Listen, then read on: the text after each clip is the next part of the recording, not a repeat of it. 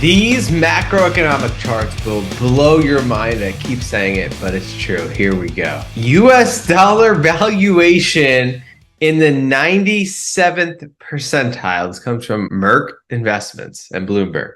We are at the level that is completely unsustainable. The Federal Reserve is raising interest rates, increasing the cost to borrow, and the US dollar is worth a lot more. It's in the 97th percentile. It never lasts up here.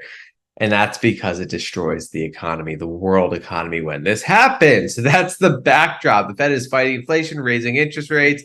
The US dollar is rising, and it's crushing financial markets. Because the cost to borrow is so high, because the cost to service debts is so high, global credit impulse weaker than in the global financial crisis. This comes from Macroeconomic.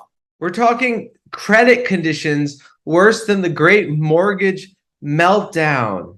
It does not get worse than this. And you see on top of that, S&P 500 year-over-year EPS growth, worse than in the financial crisis. And people are absolutely sleeping on how bad the situation is. But in case that wasn't enough, look at what is happening to the cost of just owning a house, a mortgage. You want to borrow money to buy a house? It is impossible right now.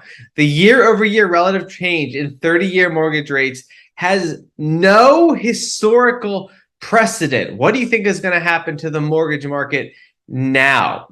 Debt that wasn't subprime a year ago is going to be subprime at these levels. And so we're just waiting for this entire house of cards to crumble. What happened, since interest rates are the oxygen of the financial system, the Federal Reserve has literally sucked all the oxygen out of the room, and the market is still dancing, thinking that everything is fine. Well, wait until they try to take their next breath. It's going to be a massive collapse, and that's what these charts are showing. Troubles in the housing market, the Fed's fund rate. This comes from Econometrics. Home purchase sentiment index in red is lower than when the entire economy shut down. You can see how correlated it is to the Fed's fund rate in blue. Whenever it hits this level, especially in debt-ridden economies like ours, you have massive meltdowns. And so now we're lower than the pandemic low. It just shows how correlated we are to rising interest rates. And US and global consumers are not the only group being absolutely crushed by rising interest rates. Federal government income and expenses. Cumulative net increase in interest expense. This comes from the beartrapsreport.com. You can see how it's projected to just continue to grow with these rate hikes. Government income staying flat, but interest expense expected to skyrocket. We're already seeing the first move up. How is the US government going to pay hundreds of billions of dollars in interest expense every year when right now the US defense budget is in the hundreds of billions of dollars? And so the rising cost of borrowing is crushing everything, and it's obviously not sustainable. Governments always have to choose between depression and currency debasement. Seems like in this situation, eventually they're going to pick currency debasement, which is why you do want to own assets in the long term. But in the short term, we haven't had fundamentals this bad for a long time. And so there's two sides to the inflation story, right? Again, this is all because the Federal Reserve is trying to fight inflation. One side is looking at commodity prices. You can see this chart of lumber crashing from its high, from its pandemic high, down to somewhat reasonable levels, probably going further. We know the entire economy is screeching to a halt, also pointing to other commodity declines, beef declines, hitting a multi-year low. And so it just makes sense. No one in this environment can afford anything. And so yes, commodities are coming down. But this is what we've been covering for a while, is just how sticky inflation is. It's taking longer than expected for a lot of these commodities to come down, and it's too little too late, because we covered last video how wage inflation, that is the big giant that the Federal Reserve is trying to tackle. Wage inflation is practically hitting all-time highs. Obviously, it's going to take time for that to come down. So they're going to have to crash the economy even more And so we do still have persistent price pressures. This stuff takes time.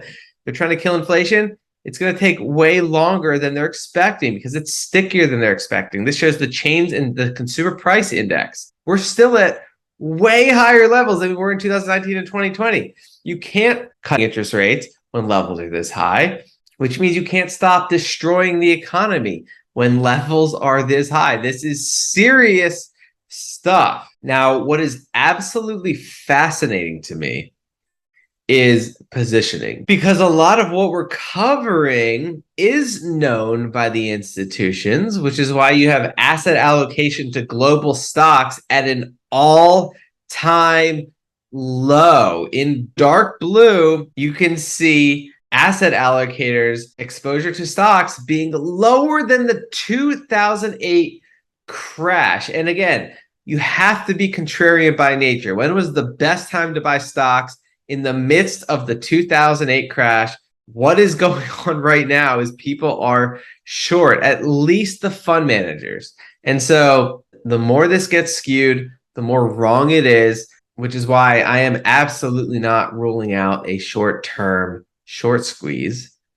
But all that's going to do is embolden Powell to hike interest rates even more and crash the economy even further. So we're still waiting for the mother of all crashes. That is what is on the horizon. Even though short term, we could get a nice pump via a short squeeze. And so you can see in this chart, the junk yield spread. So in white, junk bonds, the higher this line goes, the worse junk bonds are doing. And so obviously in the midst of the pandemic, 2020, this spread skyrocketed. The entire economy was shutting down to zero. Well, right now it's trying to get right back up to those levels. And what happens every time that happens is the volatility index spikes with it. This is one of my favorite shorts. Have a position in the VIX. There are ETFs that do this just as a hedge. I've talked about how my absolute favorite positioning is just to own a hedge while not losing exposure to the massively upside long-term assets. And the VIX is a great way to play that. Well, right now, the market is still complacent. The VIX has still not caught up to how bad the economic fundamentals are. Junk yields have caught up to it, but the VIX has yet to do so, probably because the market has not collapsed as much as people are expecting. Maybe we get one last short squeeze, followed by the mother of all crashes. I hope you guys appreciate this content. We'll stay on top of these markets. This discussion is for informational purposes only. Please consult a certified financial planner when making any decisions about investing. And do your own research before making any decisions. Investments are risky, and you can lose lots of money in them.